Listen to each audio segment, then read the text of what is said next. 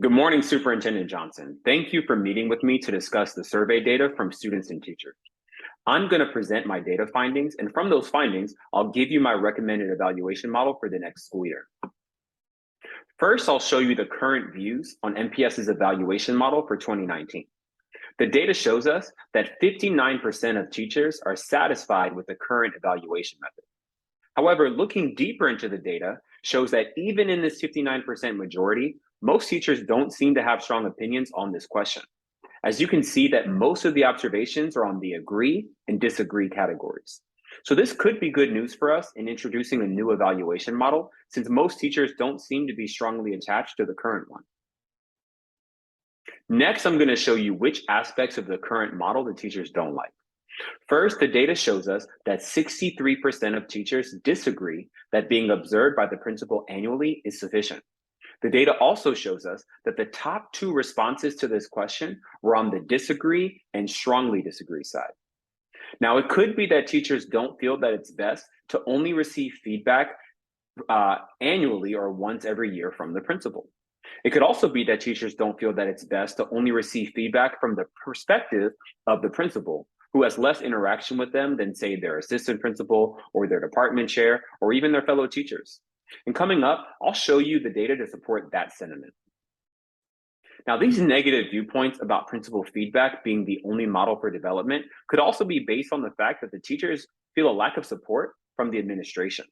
As you can see, the data shows that 63% of teachers disagree with the statement that they feel supported by the current administration. And as you can see, there are only 8 teachers who feel very strongly supported by the administration. With our current model having 3/4 of the weight of evaluation on principal observation, this aspect of the model should really be looked at closely. Now, on the student side of things, there seems to be a stark disagreement with that sentiment about the administration. The data shows us that 71% of students feel that the principal is effective. And moreover, a vast majority of those students feel strongly in their support of the principal being effective in their job. So there seems to be a disconnect between the student perspective and the teacher perspective on the administration, and we should look and see how our model addresses that. Another difference among viewpoints is in student and family engagement. The data shows us that teachers don't feel very strongly about parent and student engagement, with only 57% of them feeling that parents and students are engaged.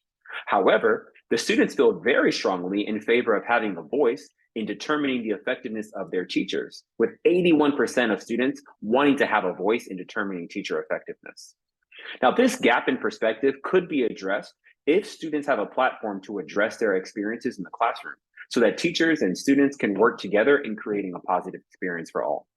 Now, with that being said, here are the aspects that I would recommend prioritizing in the new evaluation model. First, as you can see, we need to have student voice in our evaluation model because students feel strongly about having a voice in this process. So it would be wise to prioritize this aspect when considering the new model. Another aspect that I would recommend prioritizing is the student results. Both students and teachers agree strongly that their growth and achievement are a good indication of the teacher's ability. 98% of students believe that their academic growth is a good indicator of their teacher's ability, and 62% of teachers believe that state tests are a good lever. And so this aspect of student growth and achievement should be prioritized when considering the new model. Finally, another aspect that I would recommend prioritizing is collegial cooperation. Teachers feel strongly, overwhelmingly, that they should work in a collegial environment. The data shows that 87% of teachers agree with that sentiment, and a vast majority of those teachers feel very strongly in agreement that they work in a collegial environment. So according to the teacher responses, they would like collegial cooperation to be a part of the evaluation process.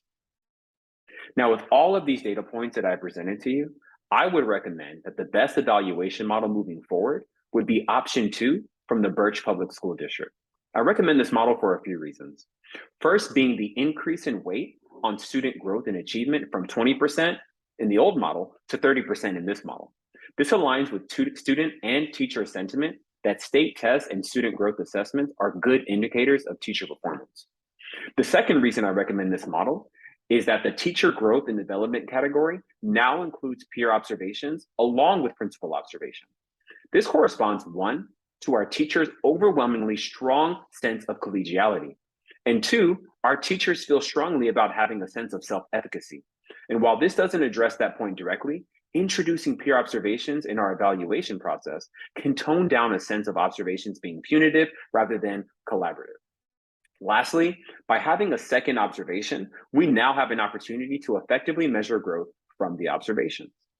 The third reason that I recommend this model is that it still includes community feedback, but now adding in a student voice where the students have two opportunities to voice their opinions to the teachers. This gives the teachers an opportunity to adjust their teaching styles midway through the year, and then they can reflect on the final feedback from the students at the end of the year. In each aspect of our evaluation model, our teachers should have access to feedback from multiple perspectives and be given the chance to grow from that feedback. This model provides that. As I said in the beginning, teachers don't feel strongly about our current evaluation model, and I believe this option takes what we're already doing well and incorporates the feedback that we learned from the survey. I think this will create buy-in when we present the new model to our district.